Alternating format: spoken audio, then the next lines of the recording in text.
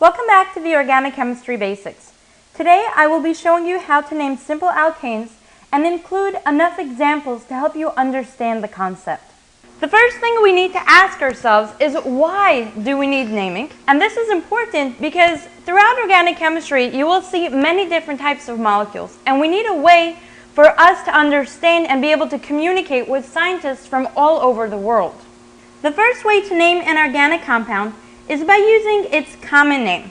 The common name is like a nickname which is widely used among scientists, but is not the technical or systematic way of identifying that molecule. The second method of naming is the IUPAC method, and this is the systematic way of naming organic compounds. IUPAC stands for International Union of Pure and Applied Chemistry. And the reason it's useful to us is because it provides us with a systematic or step-by-step way of naming different types of molecules. The next thing to ask yourself is, what's in a name? Think of your family, friends, and other people around you and how many parts they have to their name. The average name will have a first name, there will be a last name, and they may even have a middle name. In addition, some people will have a prefix to their name, and some will have a suffix. Let's look at John Doe as an example. He might have a middle name of Max, have a prefix of Mr., and a suffix, the second. These are 5 different parts to the name, of which John Doe are really the most important and tell you most about the name. The same thing applies to organic compounds. We'll start with the simplest, where we have just the first and last name, but over the next few naming videos, I will show you how to apply this entire puzzle to find a systematic name for an organic compound. Simple alkanes only have 2 parts to their name. The first name of a simple alkane will refer to the number of carbons in the chain, and the last name will refer to the type of carbon chain. Recall that an alkane has only sigma or single bonds with sp3 hybridization. To name an alkane, we will use ANE as the last name to show that there are only single bonds in this molecule. For the first name, we will use specific words that identify the number of carbons in the parent chain. The words that identify carbon lengths of 1 through 10 carbons are very important, and you must memorize them for the average organic course. The words that identify carbon chains of 11 through 20 carbons are not as important to memorize, as not every professor requires you to know them. The numbers are as follows. 1 is meth, 2 is F, 3 prop, 4 but, 5 pent. From 6 through 10, these numbers should look somewhat familiar. 6 is hex, 7 hept, 8 oct, 9 non, and 10 dec. For numbering chains of 11 through 20, recognize that the name is made of a number plus 10. For example, undec comes from un or uno, meaning 1, and dec, which is 10.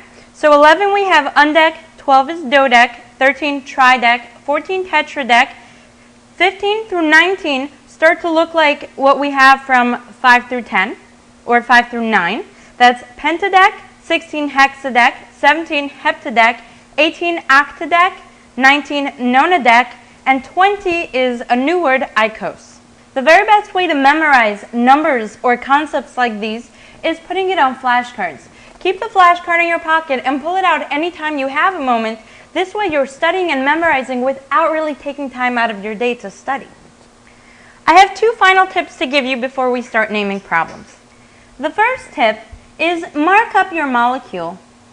This is important because if you number, highlight, or circle different parts of your molecule, you'll be able to cross them out systematically as you tackle each piece to ensure that you don't forget anything. The second tip is to see your molecule as a puzzle. If you try to name a complex molecule all at once, you are most likely going to leave out one little piece. However, if you treat it as a puzzle and find each piece one at a time, you can be confident that you covered all your basics and be confident with your final name result. Let's start with a very simple molecule, CH4.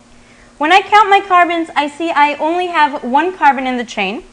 The word for 1 is meth, and the type of carbon chain I recognize only single bonds, which makes it ANE. Putting my name together, this molecule is methane. For my next example, I will look at a line structure representation. If you are uncomfortable with line structure, refer to my previous video on how to draw and recognize these molecules. Since this is a longer molecule, I will first number the chain. I see that I have 4 carbons, which is bute. I only see single bonds, which is ane, giving me a final name of butane. Given a line structure representation of a molecule, I recognize the alkane by its single or sigma bonds. What if I'm given a molecule in its condensed structure? How do I recognize an alkane as opposed to an alkene or alkyne? There is a simple formula, and we'll use this example to explain how the formula works. The formula tells me that an alkane has CnH2n plus 2. If I have n number of carbons in my molecule, I will have 2 times n number of hydrogens plus 2 additional hydrogens. Looking at my condensed molecule expanded in the Lewis form, I want you to recognize that every carbon has 2 hydrogens attached to it, one on the top and one on the bottom. So if carbon is n, in this case 5, then hydrogen will be 2n, which is 2 times 5 or 10, representing each hydrogen on top or bottom of the carbon.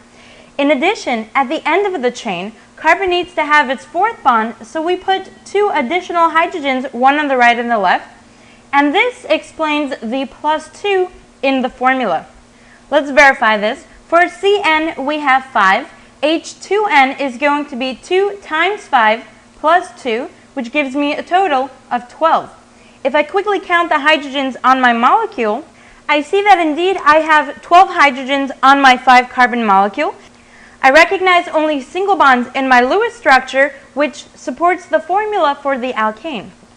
Given the condensed formula for this molecule, I first have to verify that it's indeed an alkane as opposed to an alkene or an alkyne, and I will use the formula of CnH2n plus 2. If I count the carbons, I have 1, 2, 3. For hydrogens, I expect to have H2n plus 2, that's 2 times 3 plus 2, giving me a total of 8. And if I count here, I have 3, 4, 5, 6, 7, 8. So this molecule is an alkane. Now let's name it accordingly. I have 1, 2, 3 carbons, so the first name will be prop. I know it's an alkane, so the last name will be ane, giving me a final name for this molecule of propane. Let's do one more example. I recognize that this molecule only has single bonds, so its last name will be ane for an alkane. I see that I have a total of 9 carbons, giving me a first name of non, and the final name for this molecule will be nonane. The next type of molecule we'll look at is the substituted or branched alkane. You name the branch the same as you would an alkane, but instead of putting ANE at the end, you put YL. If I have a chain with a CH3 coming off it, this CH3 portion will be named meth because it has 1 carbon, and YL because it's coming off a chain, so methyl. If I have another chain, but this time I have CH2CH3, this is 2 carbons, so F, YL for the branch gives me an ethyl group, and so on. The reason these branches are called substituents is because they substitute for a hydrogen on a carbon chain. Recall from naming that the first and last name tell me how many carbons and the chain type. A substituent will be identified in the name as a prefix showing what I have and how many I have on the chain. Let's look at some examples. Looking at this example, we first have to identify the parent chain. A parent chain is the longest carbon chain in any molecule, and the substituent is anything that comes off of that parent chain. The second thing to talk about is numbering. When you number your carbon chain, you have to put the numbers so that your substituent gets the lowest possible number. The first thing I like to do is highlight my parent chain so I can differentiate between the chain and the substituents. Now I have the option of numbering starting from the left, giving me a number 3 on my substituent. My other option is to number starting from the right, giving my substituent a number 4. So my first set of numbering, which gives the substituent a 3, is correct. Now let's name this molecule. I recognize only single bonds, so this will have ANE as its ending. I see that I have 6 carbons in my parent chain, giving me a first name of hex. When it comes to substituents, I like to highlight them. This way I am sure that I name each one without missing it. My substituent has just 1 carbon, giving me meth. Recall that I have to add YL, so my substituent name is methyl. The methyl substituent can occur on any carbon within the chain, so I have to specify where it shows up. In this example, because it shows up on carbon 3, I name it 3-methyl. Now I can put my name together. I start with the substituent and then put the first and last name, giving me a final name of 3-methylhexane. When you put the name together, you put all the letters as if they are one continuous word, so it's 3-methylhexane rather than 3-methylhexane. When you have more than one number in a name, you put a comma between number to number. When you have letters and numbers, you put a dash between a letter and a number. For this example, recall that the parent chain is the longest carbon chain. Looking at the obvious, I will assume that my parent chain consists of just 6 carbons with a 2-carbon substituent, when in fact my parent chain has a total of 7 carbons with a substituent of just 1 carbon. This happens because a carbon-to-carbon single bond is free to rotate, so be careful that you don't fall for the most obvious but actually count your atoms. Now this is a rather simple chain, but it gets a little tedious when you're constantly counting and counting for a larger chain. What do I mean? Some people will start counting 1, 2, 3, 4, 5, 6, then start from the beginning and say 1, 2, 3, 4, 5, 6, 7, then start from this carbon and count and count and count. There is a shorter way to do this, and I call it the junction rule. A junction is where you have multiple carbons meeting at the same place and branching out in different areas. For example, this tertiary carbon here. Instead of counting the chain from right to left, left to right, top to bottom, I will simply find my junction, see how many chains I have branching out, and find the 2 longest chains for my parent chain. Here, in this junction, I have 3 chains. One chain has just 1 carbon, this lower chain has 2 carbons, and the chain on the left has 4 carbons. 2 and 4 are my longest carbon chains. I saved myself all the counting, and I can go straight into highlighting my parent chain. Now I have to number the chain. I have the option of starting from the left or from the right. Recognize that if I start counting from the right, my methyl substituent has a number 3, but if I start counting from the left, then my methyl substituent gets a number 5. So I know I have to start from the right, and I count a total of 7 carbons, giving me a first name of hept. I see only single bonds, so I know that I have ane. My substituent, which occurs on carbon 3, has only 1 carbon, making it a methyl. Putting my molecule together, I start with my substituent and then add the first and last name, for a final name of 3-methylheptane. I hope you found this video very useful. If you learned anything from this video, please show your appreciation by giving this video a thumbs up and subscribing to my channel. If you have any questions, I will be happy to help you with them. Simply post your questions in the comments below. You can also email me your questions to tutorials@leahforsci.com.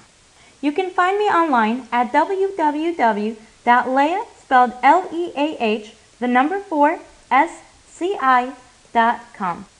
You can also find me right here on my YouTube channel, Leah for Sci Tutorials, or search for Leah for Sci on Facebook and Twitter.